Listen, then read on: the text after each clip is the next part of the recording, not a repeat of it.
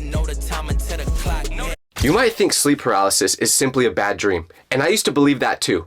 But everything changed when I experienced it for myself, and something that no scientific explanation could explain happened. Because the things I saw during sleep paralysis didn't just stay in my dreams, they followed me to my real life. So let's start from the beginning. It started about 2 years ago, and there I was, super excited about moving out of my parents' house for the first time. I was heading to college, and I was finally gonna get my first experience of independence. But I shouldn't have been so excited, because the place I was moving into for college raised some red flags immediately. Like, the landlord for this place was a guy named Mr. Peterson, who always seemed paranoid. Whenever you would talk to him, he'd be looking around as if he was trying to keep an eye out for someone. And when I asked about the previous tenants at the place, he quickly changed the subject. But the biggest red flag should have been when I saw these weird headstones poking out of the yard right outside the building. Because I asked the landlord what they were, and he just told me they were some old statues that got worn down over time, but that was far from the truth. And if I knew what those statues really were from the beginning, I never would have moved in. The first night I slept there was actually pretty normal. I slept like a baby, which started to make me feel confident that I moved into the right place. No weird noises, no cold spots. I shouldn't have been so excited, because the place poking out of the noises, no cold spots, no mysterious figures, just me snoring in my new bedroom. But things started getting a little weird when I was unpacking the kitchen, because I found this dusty black and white photo in the back of a drawer. He quickly changed the subject. But the biggest red flag should have been when I saw these weird headstones poking out of the yard right outside the building. Because I asked the landlord what they were, and he just told me they were some old statues that got worn down over time, but that was far from the truth. And if I knew what those statues really were from the beginning, I never would have moved in. The first night I slept there was actually pretty normal. I slept like a baby, which started to make me feel confident that I moved into the right place. No weird noises, no cold spots, no mysterious figures, just me snoring in my new bedroom. But things started getting a little weird when I was unpacking the kitchen, because I found this dusty black and white photo in the back of a drawer. It showed the land where my apartment now stood, but instead of a building, there was like a memorial site with flowers on it. I couldn't really depict exactly what it was though, so I thought it was interesting, but I didn't pay much mind at the time. A few days after moving in, I met my neighbor, an old lady named Mrs. Kang. We made some small talk about the building, and then she said something that stuck with me. When living here, just remember to respect the history of the land and you'll be fine. When I asked what she meant by that, she just smiled and said that she needed to go do her laundry. A little weird, but I just figured it was one of those cryptic things that old people say when they don't make any sense. Like, you ever walked by an older person and they're just mumbling, so you can't tell if they're sneak dissing you or not? That's kind of what it felt like. About a week into living there, I started noticing small, strange things. Like how the temperature would drop in the corner of my living room, even though the thermostat was set to 75 degrees. Or how my bathroom door would be open in the morning when I was positive I shut it the night before. Little stuff that you just brush off. But then one night, I couldn't sleep, and I just decided to go down an internet rabbit hole researching about the building. I looked up how long it's been here, and that's when I found out that it was built in 1972. But here's the kicker. It was built on what used to be a cemetery. Y'all see where we're going now? The article mentioned that all the graves were relocated before construction, so I figured it wasn't a big deal. Lots of older neighborhoods are built on former cemeteries, right? Now, I don't know what they do with the bodies, but I'm sure it's okay. At the time, I actually thought it was kind of cool in a morbid way, because I love spooky stuff. But then the night came where everything changed. A couple weeks after moving in, I've been sleeping pretty good every night up until this day, because on this particular night, I went to bed like usual, but around 3 a.m., I suddenly woke up. My eyes opened, but that was it. The rest of my body just wouldn't move. At first, I thought I was still dreaming or something, so I tried to lift my arm, but it just wouldn't happen. I tried to sit up, but I couldn't. I was completely frozen. It was as if someone poured concrete on my whole body while I was sleeping. The only thing I could move were my eyes, which made it even more terrifying because of what I saw in my surroundings. I started panicking, trying to scream, but my mouth wouldn't open. And then I felt this pressure in my chest, almost as if someone was sitting on top of me. It got harder and harder to breathe, and I remember thinking, I can't die like this. I haven't gotten a haircut in forever. I'm gonna look so chopped at my funeral. And that's when I noticed the shadow, a dark shape in the corner of my room, right by my closet. At first I thought it was just one of my clothes hung up, but I'm too lazy to do laundry. I never had clean clothes hung up like that. This shadow was different. It had the outline of a person, just standing there in the darkness, watching me. I couldn't turn my head to get it. Too lazy to do laundry? I never had clean clothes hung up like that. This shadow was different. It had the outline of a person, just standing there in the darkness, watching me. I couldn't turn my head to get a better look, but I could see it from the corner of my eye. Then the shadow started moving, not walking, but almost. Zoomy is your digital sidekick, hatched from a chat shaped by you. Talk to Zoomy, teach it, and play together. Every message you send sparks a reaction, changing how Zoomy acts, looks, and plays. Whether they're making friends, stirring up chaos, or trying something new. The more you chat, the more Zoomy picks up your energy, and when you're away, they run with it. Every time you log back in, Zoomy's got a story to tell. What Zoomy does next? That's up to you. Zoomy can be whatever you make it. Claim yours now at zoomygames.com.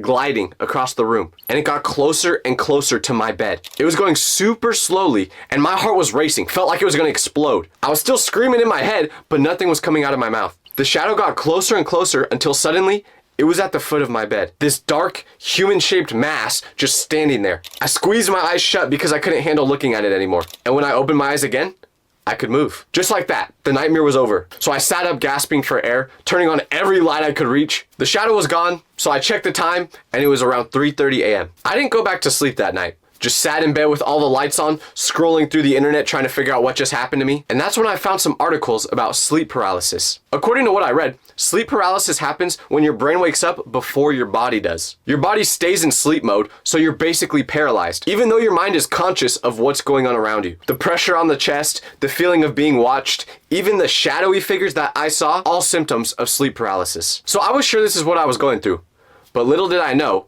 it was. The first day of school can either be the best day ever or the worst day ever. But what if I told you that one year on my first day, I transferred to a completely different school where I didn't know anyone. So I was super nervous, and I ended up doing something that day that led to the whole school knowing exactly who I was just by the second day. But not in a good way. And it was all because of what happened in the school bathroom. Let me tell you exactly what I did. So like I said, this was my first day at school where I knew absolutely no one. And for some people, that may sound exciting. But for me, that was my worst nightmare. Because here's the thing about me. I'm not good at meeting new people. I'm always super quiet. And you guys may be like, Tyler, that's a lie. We've seen your videos. You do not stop yapping. Which, that's true. But I only yap when it's around people I'm comfortable with. So if I'm around someone I've never met before, I'm just gonna be checking the weather in Cupertino the whole time instead of actually interacting with them. Is it the autism in me? Probably. But either way, it's the truth. So when my mom dropped me off for school that morning, I was sweating. The parking lot was buzzing with kids hugging their friends, catching up about summers, laughing. Meanwhile, I was clutching my backpack straps like they were my life vest. Everyone already seemed to know exactly where they belonged. But me? I was a fish out of water. I didn't even know where the bathrooms were. And trust me, that would be a problem later. I kept trying to tell myself, it'll all be okay. What's the worst that could happen? You're just gonna sit through some classes, go home, and survive. Easy. But deep down, I knew that wasn't true. Because at a new school, your first day decides your reputation. You only get one chance to make a first impression. And I just knew mine was probably gonna be me walking into the janitor's closet on accident thinking it was a classroom. But what I actually ended up doing that day would be far worse. The fear wasn't just about not having friends yet. It was about being judged. I'm such an overthinker. And the thought of me being the one kid in the hallway who's walking alone while everyone else is in their friend groups terrified me. I wasn't just scared of being alone, I was scared of everyone else noticing that I was alone. So walking through those front doors at my new school felt like going onto a stage for a play where I didn't know any of my lines. Immediately when I walked into that school, every second felt like life or death. Where I stood, how I acted, if I made eye contact or not. It all felt like evidence people would use to decide who I was. Even though, in reality, no one actually cares about that stuff. But my mind always plays tricks on me, so this was all I could think about. And because of this, I ended up making a really dumb decision later that day. The school day already started off horribly because the first bell rang, meaning that you had 6 minutes to get to your class. But as someone who had never been on this campus before, I had no idea where any of the classrooms were. So I'm panicking, looking at my schedule, trying to figure out where classroom 67C is. Meanwhile, everyone else knows exactly where to go. And of course, the final bell rings, and I still haven't found my classroom. So I ended up being about 10 minutes late before I found the right room. Once I got to the door of my first class, I took a big deep breath, peed a little bit, and then opened it. Immediately when I walk in, everyone is staring at me because obviously class started 10 minutes ago, so all the students are already there. And the only seat open was dead center, surrounded by all the other students. So now I'm just in between all these people that I have no idea who they are. And even though I'm uncomfortable in these situations, I tried to ease the tension by talking to the students around me. Like I heard two guys next to me talking about who their favorite superhero is. But when I jumped in, they gave me a weird look because apparently LeBron James isn't a superhero. He is to me, okay? But anyways, that first class went by, and although I was horribly anxious the whole time, I made it through. But this day would become a disaster just a little bit later. Because the worst part wasn't even going to the classes. It was the time in between classes where everyone's hanging out with their friends. That's when you really feel the weight of being alone. Everyone else is walking in packs, catching up, joking around with each other. And then there's me, scoping out the area, tweaking like this. Oh my God, bro. Oh, hell no, man. What the fuck? I was even embarrassing myself when I tried opening my locker for the first time. I twisted the lock left, then right, then left again, but it didn't open. Tried again. Still didn't work. By the third attempt, I could see the guy next to me smirking, and I could tell that he was judging me, so I just barked at him. I was just like this.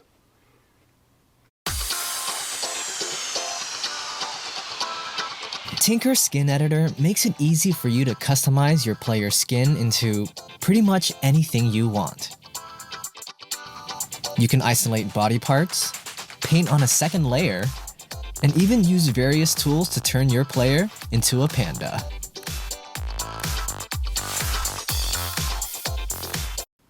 But during this day, while all of this was happening, there was only one thing I could think about this whole time: lunch. And no, not because I was just really hungry and wanted to eat, okay? How dare you guys assume that? Although, it is true. But the reason I could not stop thinking about lunch was because I had one super important question. Where was I going to sit? Because in class, at least you can hide. You can pretend to take notes, pretend to be busy.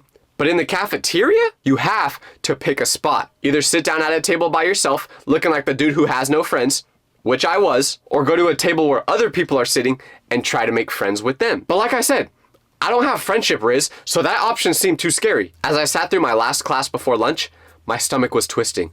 Not from hunger, but from nerves. Every tick of that clock was bringing me closer to the point where I would have to walk into the cafeteria with my tray in hand and figure out where to go. Then finally,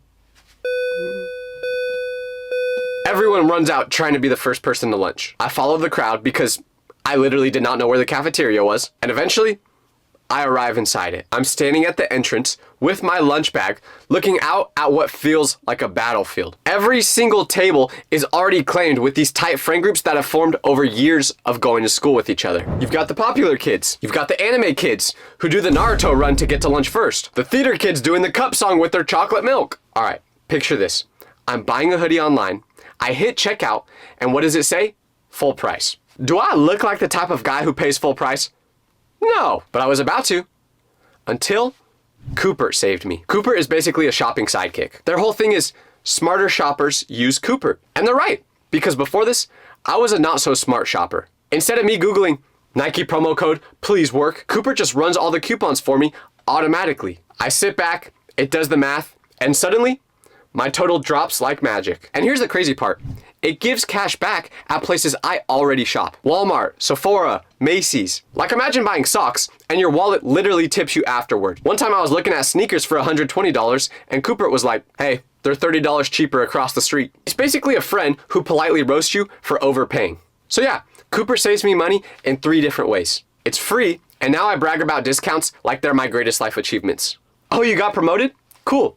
Well, I just saved $40 on candles. Download Cooper, links in the description, and let it do the coupon hunting for you. Trust me, your bank account will thank you. Everyone knew exactly where they were going, except for me. So I start walking through the cafeteria, trying to show off my mysterious aura, but inside, I was terribly nervous. Where am I supposed to sit? Every table I pass has friend groups that are already deep in conversation, laughing about jokes that I'm not in on. They're not being mean or anything, but they're not exactly looking around for new people to invite to their table. And why would they? But I'm holding this lunch bag in my hand, realizing how stupid I must look right now, just wandering around like I'm lost. I look like that kid in Walmart at the checkout line when his mom says to wait there while she goes to get something. Do I just walk up to a random table and ask if I can sit down? Terrifying. What if they say no? Or what if they say yes, but then just ignore me the whole time? The panic starts building up in my chest as I imagine everyone looking at the new kid who has no friends. I can picture them whispering to each other about how I'm just standing there looking confused. Maybe some of them are feeling bad for me, which is almost even worse than judging me. So I keep walking around this cafeteria, pretending as if I'm looking for someone I know. But in reality, I'm just trying to buy time to figure out what to do. The longer I stand there, the more obvious it becomes that I'm way too nervous to sit down at any of these tables. But then a brilliant idea hits me. Why am I putting myself through this torture? Why do I have to sit in this cafeteria and show off to everyone that I'm the new kid who has no friends? There has to be somewhere else I can eat where I don't have to deal with all this pressure. I could find a quiet spot somewhere else in the school where I can eat my lunch in peace. No judgment, no stares, just me and my sandwich in a place where I can actually relax. So in my mind, what was the best place to do this? A bathroom. Private, peaceful, and nobody would know that I was hiding from that terrifying cafeteria. You might be thinking, Tyler, you're weird. You should have just sat alone. It's not that big of a deal. And you're totally right. No one was probably judging me, but you guys don't know how my brain works. It makes up fantasies and situations that aren't real just to sabotage me. I don't know why, but that's just how it is. Like just the other day, my mom told me she would be back from the store by 5 p.m. And once the clock hit 5:01 and she still wasn't home, I immediately assumed she got kidnapped. But then 5:03 came around and she pulled into the driveway. So because of how my brain works, I was convinced that hiding somewhere was way better than being seen as someone with no friends. I know that sounds ridiculous now, but at the time, it made perfect sense to me. If nobody saw me eating alone, then nobody could judge me for it. I could maintain the mysterious aura I was going for instead of being labeled as the weird, lonely kid. Maybe people would think I was off doing something cool instead of just being antisocial, which is funny because realistically, none of them were thinking about me at all. But the bathroom plan seemed genius at the time. It was private, peaceful, and there would be zero judgment from the outside world. I could eat my lunch in complete privacy and then show up to my next class as if I was just hanging out with my friends the whole time. The only downside is you have to eat food while sitting on a toilet. But I can manage. But little did I know, this perfect plan was about to backfire in the worst way possible. Because when I planned to go eat in the bathroom, I knew I couldn't go to the main ones because there would be a bunch of other students in there. I needed to go somewhere that I wouldn't be noticed. So I walked around the school looking for bathrooms that were more off the grid. And after a couple minutes, that's when I found one on the outer edge of campus. It was the perfect location because no one was walking around this area during lunchtime. I wasn't even sure if it was open until I walked up a little closer to it and saw a wooden block keeping the door cracked open. So I go inside, say hello, making sure that no one else is in there, and just like that, I found my peaceful hiding spot. I'm sitting in the stall, eating my lunch, watching the clock tick closer and closer to when my next class would start. And I didn't even mind eating in here because it was super peaceful with how quiet it was. I'm a person that loves my alone time, and this is exactly what that was. But as lunch went on, panic started to build up in my chest because I knew exactly what was about to happen next. The bell was gonna ring, and I was gonna have to go back into the real world. So I hear that PTSD-inducing ring from the bell and accept that I have to leave the bathroom and go to my next class. I pack up all my stuff, get out of the stall, and head towards the bathroom door. But this is where everything went very wrong. Because remember how I said that this bathroom was being kept open by a wooden block? Yeah, well, apparently there was a reason for that. Because the moment I tried pushing that door open, it didn't budge. I tried a little harder, and after a few attempts, I realized it was not opening. Now, my heart was racing because my next class started in a few minutes while I'm stuck in this bathroom that no one uses with no way to get out. And I don't know anyone at this school, so I couldn't even text someone being like, hey, can you let me out of the bathroom? So I was officially stuck. I tried everything. I kicked the door like I was in a karate movie. I rammed it with my shoulder like I was a football player, which hurt me way more than it hurt the door, but nothing worked. This place was literally the Area 51 of restrooms. Isolated, hidden away in the back corner of the school where nobody went. If you think someone was just gonna casually walk in to save me, you were mistaken. At one point, I saw a vent in the bathroom and considered trying to crawl through that like I was in Mission Impossible. But then I remembered I'm not the size of a rat and I would probably just get stuck in there if I tried that. So with every minute that passed, the panic built more and more. The second bell rang, indicating that class has officially started, and I was still stuck in there with no way to get out. After a while of trying to figure out ways to get out of there, I just accepted that I was cooked. I went back into the stall, sat down, and just started doing my homework until someone either came in to save me or I just passed away from starvation. The peanut butter and jelly I had from lunch was only going to keep me alive so long. So I'm sitting there as time is going by, where I'm missing my first math class of the year.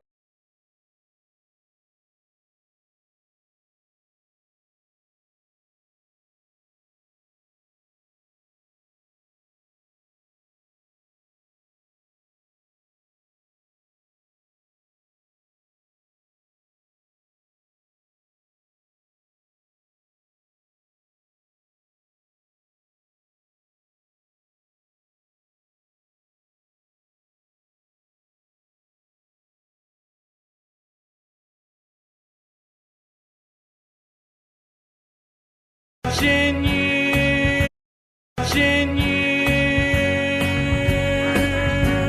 sweet Caroline.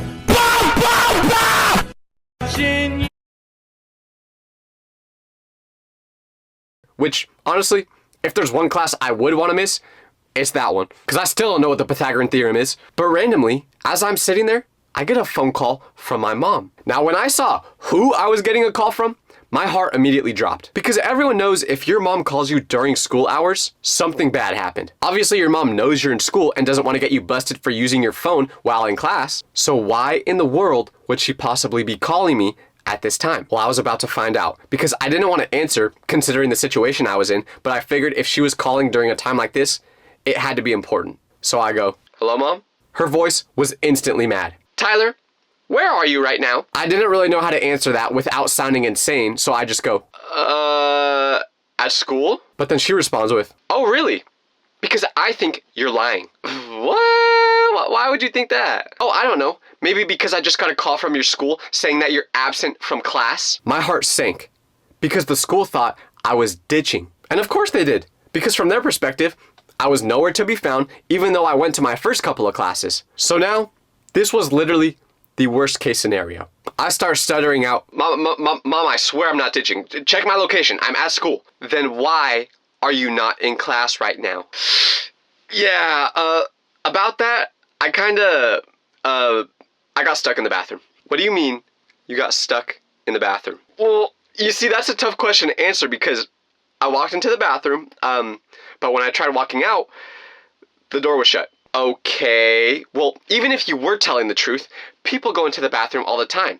If you were really stuck in there, someone else would have got you out by now." "Yeah, about that, not quite." And then I explained the whole situation to her and why I was in a bathroom that was all the way out on Spawn Island. So she became a little less mad after hearing my explanation, but I just know that she was thinking, dang, what kind of son have I raised? She sighed so loudly I could hear it through the phone. She asked me what she could do to help, and I said, I don't think she could do anything as long as school is still in session, because an adult can't just walk onto a campus during school hours or else they're going to immediately go into lockdown and start saying, "Attention, there's a 5'2" lady furiously heading towards the bathrooms. Everyone be on alert." But if nothing else happened until the school day ended, that meant I was going to miss my next 2 classes, which my mother was not going to let slide on my first day at a new school. Because she was trying to get me into a good college on scholarship so she wouldn't have to pay for my school. And I respect it. That didn't end up happening, but we tried. So after I explained the whole situation to her over phone, I told her I'll handle it, and then we hung up. In reality, I had no idea what I was gonna do, but her panicking was just stressing me out even more. After that phone call ended, I just went back to doing my homework, not expecting anything new to happen until school ended. And the worst part about this was that missing these next 2 classes meant by the next day, everyone was already going to have their seats. And I was going to have to find somewhere to sit that wasn't taken. Just a nightmare for someone that's already terrified to show up in the first place. But as I'm doing my history homework, learning about how NBA Youngboy discovered the United States 300 years ago, I hear voices for the first time right outside the door. My heart jumped. I sprinted to the door and started banging on it like a lunatic. "Somebody! I'm locked in here!" There was a pause, and then a man's voice. You okay in there?" I had no idea who it was on the outside of that door, but I didn't care. I knew they could help me, so I kept screaming. "Yes, but I'm stuck in here and I can't get out. It's locked from the outside." I don't get a response for a second, and I imagine that the person on the other side just thought I was crazy and walked away. But then, I hear keys jingle, and right after, I hear a click, and the door unlocks. I push that door open like I'm seeing sunlight for the first time after serving a 30-year prison sentence. And who do I see? The janitor. Forget LeBron. This guy was my new superhero. Well, no, LeBron still was, but this guy was added to the list. The janitor looked me up and down with an expression on his face that said, "Why are you even using this bathroom in the first place?" And I just mumbled, thank you." He shook his head and muttered something like, "It's always the first day of school." And you might think the worst of the situation has already happened. I was freed from the bathroom and I can still make it to the other classes. But no. It just got worse because I still had to go back to my class that had now been in session for over half an hour. So I open the door to my math class. Everyone turns to look at me, and mid-sentence, the teacher goes, "And that is what... Are you Tyler?" "Yes." "Where have you been?" My brain screamed at me, "Do not say you were locked in the bathroom." But my mouth ignored that, and I blurted out, I was locked in the bathroom." And I can feel the regret as I'm saying that sentence because right when I finish talking, I see a bunch of students trying to hold their laughs in. The teacher tells me to just go sit down, but now I can feel all the eyeballs on me. And I ended up making it through that day of school, but by the next day when I went back, I realized the story had already spread like wildfire. Students from a bunch of other classes were asking me about getting stuck in the bathroom. And I felt like a celebrity getting bombarded by paparazzi with all the questions they were asking me. So remember how I said I wanted to make a good impression on the first day of school? Well, that was it. The first impression the whole school had on me was the kid who got stuck in the bathroom. And honestly, it was horribly embarrassing. But looking back on it now, it actually made a lot of people come up to me and talk to me, which broke the ice. So what am I saying? If you're nervous about going to your first day of school, try getting stuck in the bathroom. It could help you make friends. Turn the hard water you live with into soft water you love with Culligan Harvey, the water softener that helps make every rinse